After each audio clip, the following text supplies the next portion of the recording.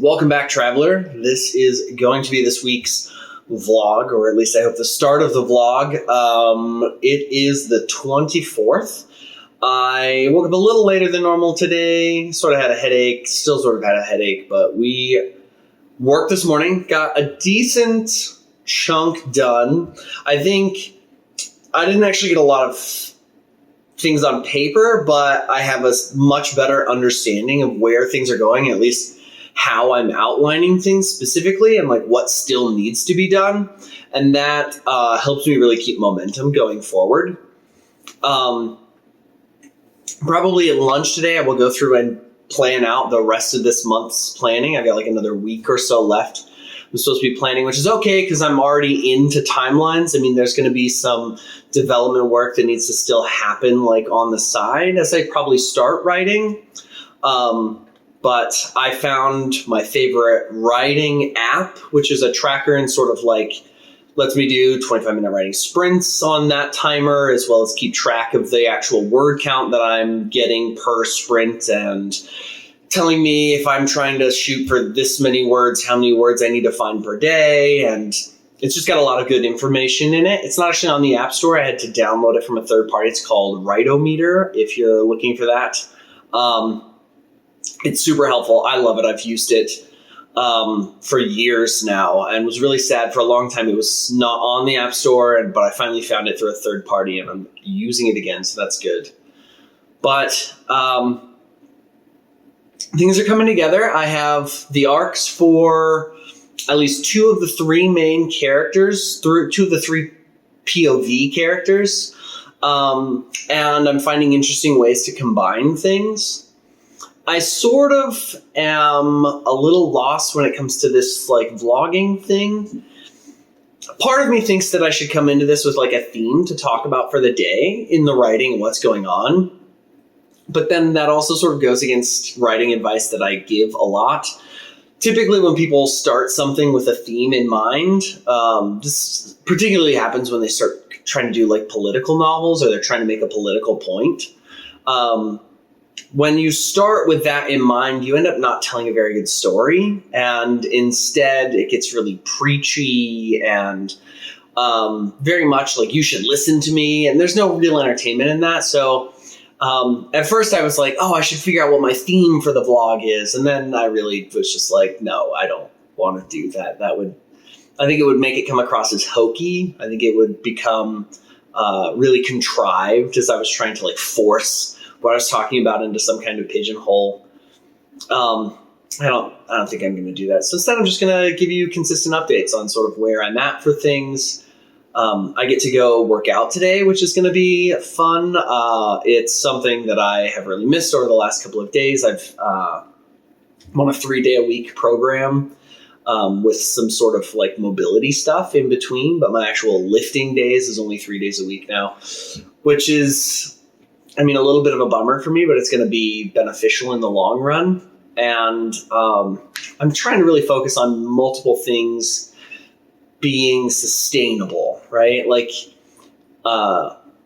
it doesn't really do anybody any good to have something like last for 2 months. Like, oh, okay, you wrote one book, you did it in a mad dash and it took you 2 months to write it, and like, good for you, but you're so burnt out you can't ever go back and edit the book like for like 3 years. You're so burnt out, right? Like, well, now the fact that it took you 2 months to write a book isn't really true because you're gonna not touch it again for 3 years, and so you can't edit it. And now it's not taking 2 months, it's taken like 6 years, like you start to really push things out.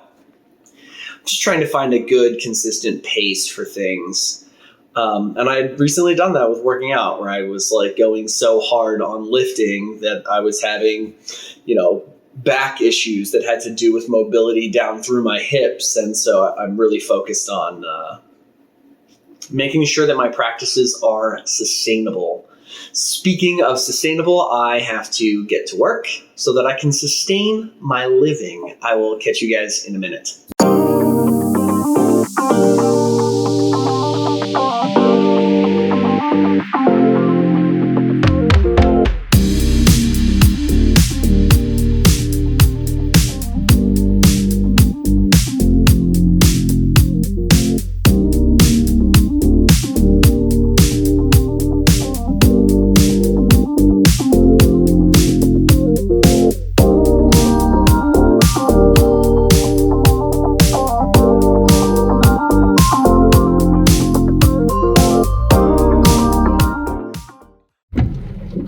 So, as you can tell, I'm now in my car post-workout. We're not driving, we're still sitting.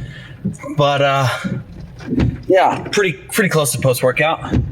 It's not, I'm not entirely behind on time today, although I spent some time doing some things that weren't exactly on my schedule.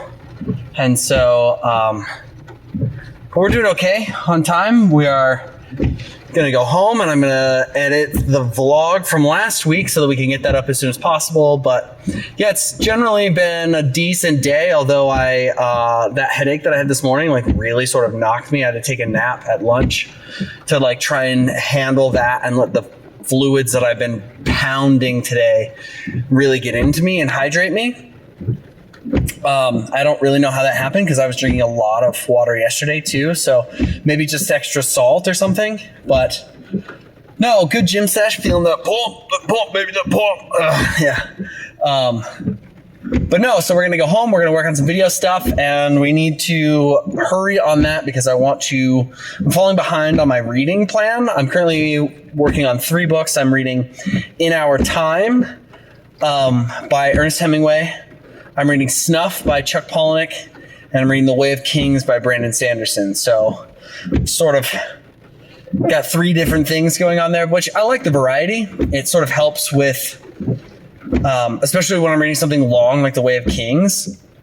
If The Way of Kings gets a little monotonous or something like that, which I don't anticipate that happening. I think Brandon Sanderson particularly is good with what he calls progress in a book. It always seems like there's movement forward that's happening, so it keeps his books pretty engaging throughout the middle section.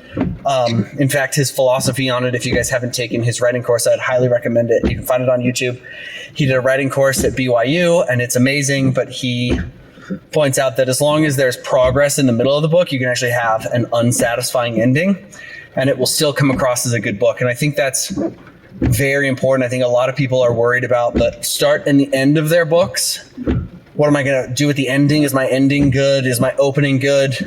I feel like there's a lot of pressure on openings from the publishing standpoint. Like the beginning of your book needs to be really good because that's the point that's going to either hook people in or turn people off immediately, right? Like, so I get that that's there. And then the ending, of course, is where you get that either catharsis or that shock or whatever towards the end of the book. And that can be a good feeling. But if you don't have that middle section, I put more books down in the middle than I ever have at the beginning, or if you make it to the end, you read the end. But I've been dissatisfied with books more in the middle than in any other section. So I feel like reading multiple at a time can sort of help me not feel that way about books that maybe do have small lags in the middle. So I'm reading those 3 right now. I will, I'm sure, say something about them as we go, but I'm going to go grab some cash and pay for my gym membership. That's a big deal. And then we will be at home and I will talk to you guys about sort of how I go through video editing stuff, I guess, and how that ties into my philosophy about writing, maybe. I don't know. We'll see when we get there. See you in a second. Hello, traveler. Good morning. It is 8:45 on May 26, 2022. It may be any other time on any other day. If time travel's been invented, you could be in any century watching this. But I'm super behind today, so I'm going to keep at least this part short. I'm going to hope to really crush things at work. But I've been pretty ineffective at starting to manage content creation and writing at the same time, which is to be expected, honestly. It's very normal, at least what I've experienced, when trying to add a new habit in, that it takes more time than you expect. And so some of your old habits get disrupted a little bit as you're trying to slot that thing into the correct amount of time. Right now, I'm sort of slow at this. I'm slow at editing. I'm slow at recording these things. I'm slow at moving my files around. I should find a better system for that. But it's one of those things that I just am sort of slowly getting used to. But come with me as we try and figure that out for the day. I think I'm going to try and start regularly blogging on Thursdays. I don't know why I picked Thursday, but I've picked Thursday. It seems like a good day. Maybe not. Maybe I'll change it up every week because my evenings are always sort of different. My mornings are supposed to be the same, but my evenings are different. Yeah, so I'm still working on getting the plan done. I've got another 5 days of planning to do before I'm supposed to start actively writing the novel. And I don't think that that's going to happen on time, but that's okay. The way that I think about this is that if I could go through and really do 2 drafts of a novel every 6 months, that would sort of be an insane work pace. Like that's a goal for like the sustained work pace of an expert, you know? And like I am not an expert when it comes to my own writing process. I'm still not an expert in it. And I don't know if I'll ever truly be an expert in my own process. I might find that as I age, as I change my life, as things, adapt, that I have to change the process and I'll be bad at that new process, and that's okay. Hi, dog. Want to say hi to dog? Dog. But we're going to work on nailing down what I've got so far today and really finding a good balance. I think my goal for the day is to try and find a good balance between managing content and being a writer, which I feel like I've lacked on. And I can feel that like internal sort of like, oh, I'm not getting to write, creeping up on me. So I need to spend some time on that, which even if I get to write things for like the blog or something like that, like that's better than not writing at all. So maybe we will do a little bit of that. But yeah, I am excited. It's Thursday and I get to hit the gym today. Critical Role is on tonight. It's just going to be a pretty normal day. And so I'm going to really try to do very small check-ins at times. And anytime I'm like moving about the sort of town that I live in, I will get you guys some views for it. So we will talk to you in a minute. I'm back real quick. Please ignore the fact that I really like finger guns. Please.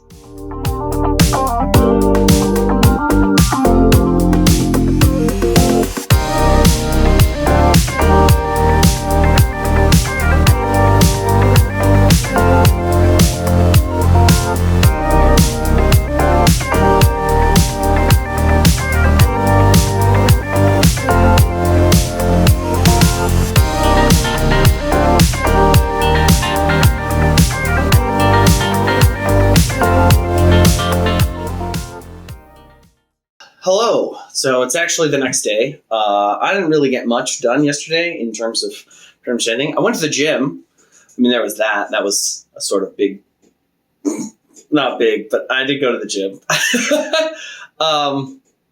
I'm finding that it's very hard for me, maybe just in general, because of the fact that I like wake up and try and do stuff in the morning, to also, when I get off work, to have multiple things scheduled in the evening. Especially since I'm also trying to add reading into that, which is just, that just takes time, right? Like it's not necessarily an effort, but it is a large chunk of time that I'm trying to invest in sort of spending more time reading. So I have an evening planner that I actually keep on my fridge over there. It's like a little whiteboard thing. I will take a picture and post it up over here. But it has weekly things that happen every day, right? Like I always work out Tuesday, Thursday, Sunday. But I add in other stuff on there. So like it's like record when I'm going to do my meal prep, when I'm going to edit and post videos, when I'm going to paint things like minis and terrain for my D&D group. Just sort of things like that have to happen some point during the week, but they like don't necessarily have to happen on any given day. I try and schedule those things in there, and I'm finding that maybe a couple of days a week I could put 2 things on there, but most days I should probably only have 1 thing. because I'm going to get home and then I'm going to eat dinner, right? And I'm going to need to sort of like spend some time taking care of dog and cat and playing with them. And, like, not that that's not enjoyable. I enjoy doing that stuff, but it means that I can't necessarily spend time on other things like planning the novel. It needs to happen in the morning. So I'm looking, as I'm going through and doing this planning stuff, I'm looking for a habit tracking app that does sort of the things that I need, that will help me keep things organized and maybe lets me lay it out on there. Because this isn't, it works, but it's not working very well. So just other things there. There's just other things that, like trying to add different habits in. I recently started taking ashwagandha for stress purposes.